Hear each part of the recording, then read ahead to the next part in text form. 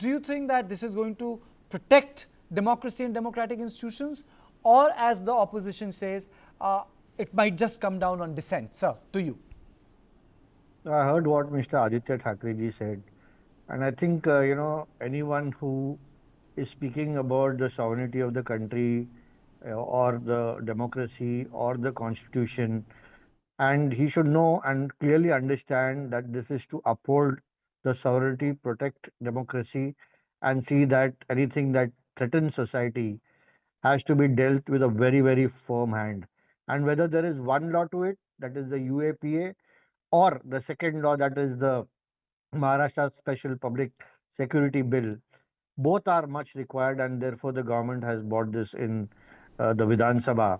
It has been tabled in the Vidhan Sabha. This is to give our forces more strength and more ammunition to deal with such people in society, whether they are radicalizing youth, or whether they are radicalizing people with their thought process. The Honorable Chief Minister has clearly stated that this is Mr. not to Hegde, suppress sorry, I'm any interrupting you. opposition I form. just want Yeah. to add one thing. Don't we have enough laws to deal with people who indulge in unlawful activity, sir?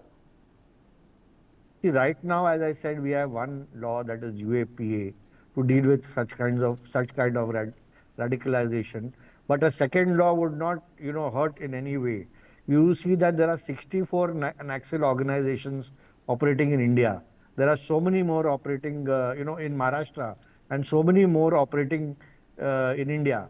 And therefore, the motive is to dissuade people from doing this and bring them into mainstream society. That is the ultimate and the bigger picture. Okay. But whoever tries to influence them and tries to radicalize them and tries to bring about disturbance in society or in the country, they have to be dealt with totally and very firmly. Okay. Your opening comments, Mr. Jha? Naturally, I'm not going any on anybody's comment, but eventually I'm going with the law. The law which has been passed in assembly is completely, I think, is not in accordance with the provisions of the BNSS. If you see, the BNS has been explicitly explained that what is the provision and what is the definition of unlawful activity. And eventually, if the law says unlawful activity, the weapons, extortion, or any kind of activity, Section 111 defines particularly unlawful activity and an organized crime syndicate. So, BNS explicitly deals with the organized crime syndicate. Eventually, any kind of terrorist activity, any kind of organized crime which is happening, including the moist activity. So, the unlawful activity in this bill has not been explained. Unlawful activity says the activities containing left extremism. So, left extremism, you have to define it. So, they have not defined what kind of left extremism. So those things are not there. BNS categorically deals with it. BNSS, the CRPC, the BNSS which has come into effect. Now these provisions whereby if you say that you don't have any right to access to the justice system, only the provision to the revision provisions of the High Court, that is completely against the precedence of Okay. laws. Okay. And even in UAP also, you can apply for bail and before the trial court. Okay. So you don't have to go for revision before Okay. the Let High me just Court. bring this conversation, sir, to the political side. Uh, Mr. Hegde, urban Naxal is a word which is very frequently used by political spokespersons in context of universities, teachers, and the protest. Do you think, let me be the devil's advocate here, sir, will make the dissent in universities tough? Because anyway, it has become part of political parlance where if you disagree with the other person, say, Are, you are urban Naxal. To you, sir. The urban Naxal is a term more hyped by the media than the politician. And let me be very clear, we are not against any ideology, whether it is left or any other.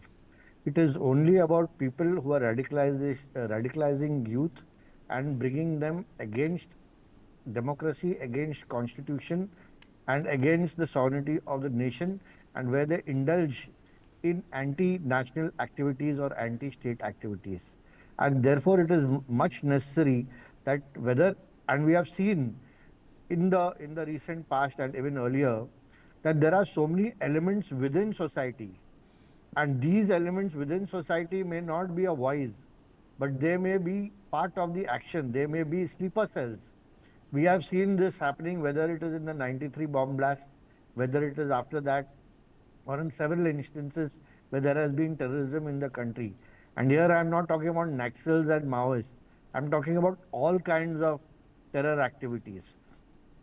But basically, we have to understand that we need to bring these people to mainstream society and make them join us Okay. so they give up their activities, and that is absolutely the bigger picture. Okay.